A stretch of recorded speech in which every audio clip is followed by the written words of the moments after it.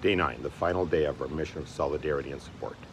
We started the day at Pantry Packers, part of Kol El Chabad, who have been supporting the needy in Eretz Yisrael since 1780. Today they provide food support for 34,000 families per month. This is not a makeshift operation that sprung up after October 7th. This is a well-oiled operation with assembly line style stations, staffed completely by volunteers. We spent 2 hours doing our part, filling hundreds of bags with barley, coffee, and more, and packing everything into boxes to be distributed to those in need this week. We heard about one family supported by this organization. They said that they had lost everything on October 7th, fleeing their community with only the clothes on their back, but they quickly realized that they actually had everything they needed. They had Ahavat Yisrael, the love of the people of Israel. That would provide them with everything they need. But then the story took a turn. Those in need of support receive a food card from the Israeli government that can be used at any store in Israel to buy food. The card is refilled by the government every month. On the back of the card it reads, printed in Kibbutz Be'eri. The kibbutz hardest hit by October 7th is the very kibbutz that prints the cards that help feed 30,000 plus needy families every month. The members of the kibbutz worried that if they didn't go back to work and open their print shop, all the families newly in need because of October 7th wouldn't be able to get their food cards. So October 9th, before they buried their dead, before they sat Shiva, the print shop reopened. The victims of October 7th helping the rest of the country, brother helping brother. That is Israel. Next stop was Har Herzl, the cemetery for soldiers and victims of terror. We visited the mitzvah of Michael Levin, a lone soldier from Philadelphia killed in the Lebanon War in 2006. His parents traveled to Israel for the funeral and worried they would not have a minyan. Thousands of people, complete strangers, showed up at the funeral. We saw two brothers buried beside each other, killed in a terror attack. We saw row after row dated October 7th with friends and family crying. We saw the most recent grave from last week of a lone soldier, Alan Moshe Cohen, from Argentina, killed in Gaza. We saw the grave of Martin Davidovich, who died in 1948 in Czechoslovakia, reinterred at Har Herzl recently. There was clearly a story behind that one that I looked up. Martin was a Holocaust survivor. The newly formed IDF set up a clandestine paratrooper training school with the help of the Czech government at a facility built by the Nazis to train their paratroopers. Martin was killed there in a tragic training accident. There's a story behind each of those almost 25,000 plus people buried there and in other military cemeteries across Israel.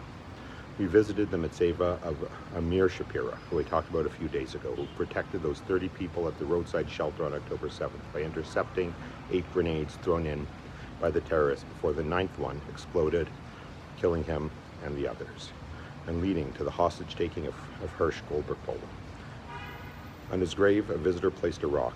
On it was written, "Now it's my turn to defend Israel." Deeply meaningful visits, and a site I hope to never have to visit again. After lunch at a local mall, we were off to the World Zionist Organization headquarters to meet with Yizhar Hess, CEO of the WZL. We heard about the work of the national institutions. His message was powerful. He said the country is still on October 7th. The calendar hasn't changed. October 7th uprooted 20 years of Israeli doctrine, military, intelligence, political. Everything we thought we knew, we were wrong. This is deeply shaking the core of Israel. But at some point, the calendar will change to October 8th, and we'll figure out how to move forward. He said that elections are needed and a new government is needed. And that government will be the first government of the fourth Commonwealth of Israel. And will have the ability to do things that only a first government gets to do. It will need to pass some constitutional type laws. It will need to reunite Israeli society. It will need to better integrate world Jewry into the Israeli consciousness. It will need to deal with the hard questions, but the nation of Israel is up to the challenge. We are at a critical inflection point in Israeli history. We're a resilient people, and we'll figure out what to do on October 8th, but first we need to deal with October 7th.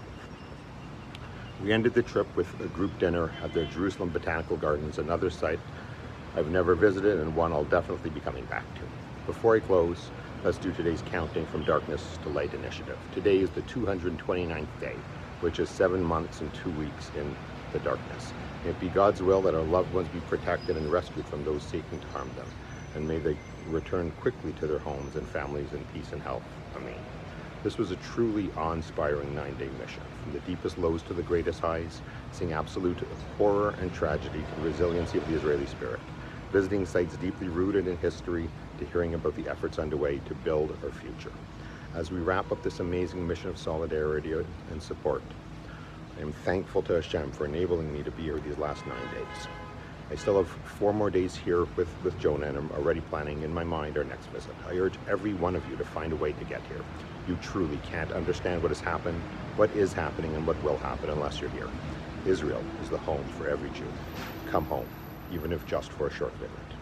I'm going to close the trip with words from 1996, when then President of Israel, Ezer Weizmann, gave a speech to both houses of the German parliament. He said, "It was fate that delivered me and my contemporaries into this great era when the Jews returned to reestablish their homeland. And I am no longer a wandering Jew who migrates from country to country, from exile to exile, but all Jews in every generation must regard themselves as if they had been there in previous generations, places, and events. Therefore, I am still a wandering Jew, but not along the far-flung paths of the world. And now I migrate through the expanses of time, from generation to generation, down the paths of memory. I was a slave in Egypt. I received the Torah on Mount Sinai. Together with Joshua, I crossed the Jordan River, and I entered Jerusalem with David and was exiled with Zedekiah. I did not forget it by the rivers of Babylon. When the Lord returned the captives of Zion, I dreamed amongst the builders of its ramparts.